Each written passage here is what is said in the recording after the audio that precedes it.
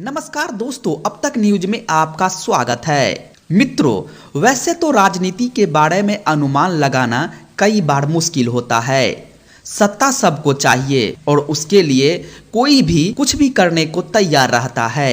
दोस्तों, आप लोग तो समझ ही गए होंगे कि हम क्या बताना चाह रहे हैं। दरअसल आपको बता दें कि बिहार में इंडिया गठबंधन के अंदर कुछ खेला हो सकता है। दोस्तों, ऐसा हम इसलिए कह रहे हैं कि जब से इंडिया गठबंधन की चौथी बैठक हुई है और नीतीश कुमार को संयोजक बनाया नहीं गया है, तब से यह कयास लगाया जा रहा है कि नीतीश कुमार फिर से पलट सकते हैं। हालांकि इन बातों को लेकर इस पर ललन सिंह ने अपना बयान जारी कर दिया है। बैठक के अंत तक नीतीश कुमार जी थे और बैठक के अंत में उन्होंने खड़गे साहब से, सोनिया जी से, राहुल जी से, सबसे अनुमति लेके हम लोग आए। तो इसमें नाराजगी की कौन बात है? ये आपका मनगढ़ंत कहानी है। दोस्तों, उन्होंने मीडिया से बातचीत में कहा कि ये सब मनगढ़ंत बातें हैं। ललन सिंह ने कहा कि हम लोगों को मीटिंग में ही बात हुई थी कि 1 से 2 लोग ही ब्रीफ में रहेंगे। दोस्तों, अब सवाल यह खड़ा होता है कि 5 राज्यों की विधानसभा चुनाव का परिणाम भी आ गया, जिसमें 3 राज्यों में बीजेपी का जादू चला।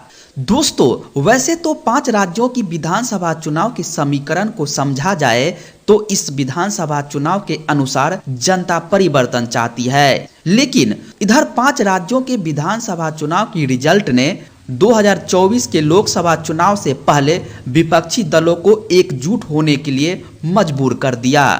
दोस्तों, पटना, बेंगलोर और मुंबई में इंडिया गठबंधन की 3 बैठकें हुई। बाद में यह स्पष्ट हो गया था कि कांग्रेस का पलड़ा भारी है।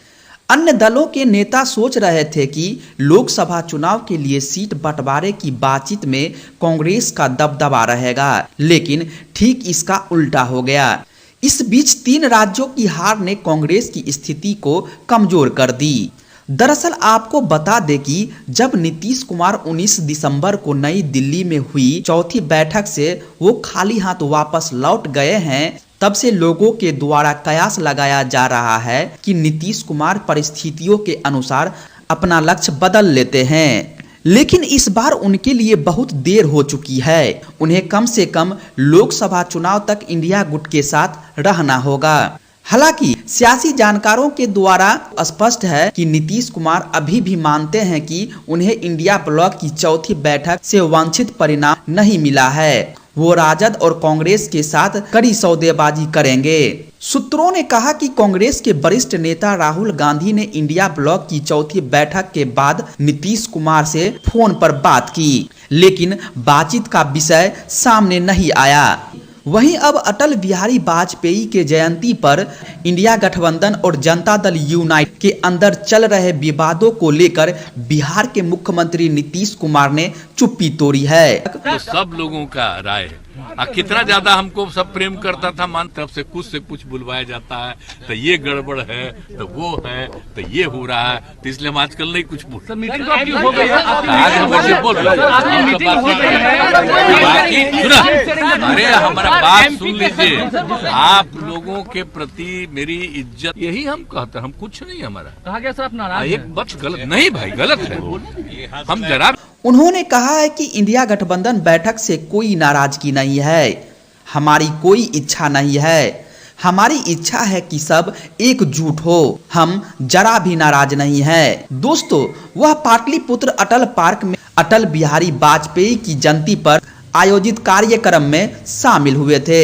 इस कार्यक्रम में बिहार के राज्यपाल राजेंद्र विश्वनाथ आलेकर, मुख्यमंत्री नीतीश कुमार, उप मुख्यमंत्री तेजस्वी यादव ने अटल बिहारी वाजपेयी को श्रद्धांजलि दी। इस दौरान नीतीश ने जेडीयू के आरजेडी में विलय की खबरों पर आजकल अनाप शनाप बोलते रहता है। वहीं अभी कहा कि हमारी पार्टी में कुछ होने वाला है, हमारी पार्टी एकजुट है और एक साथ मिलकर काम कर रहे हैं। दोस्तों, आपको यह खबर कैसा लगा? लाइक, कमेंट और सब्सक्राइब करके जरूर बताएं। फिर मिलते हैं हम अगले खबरों के साथ।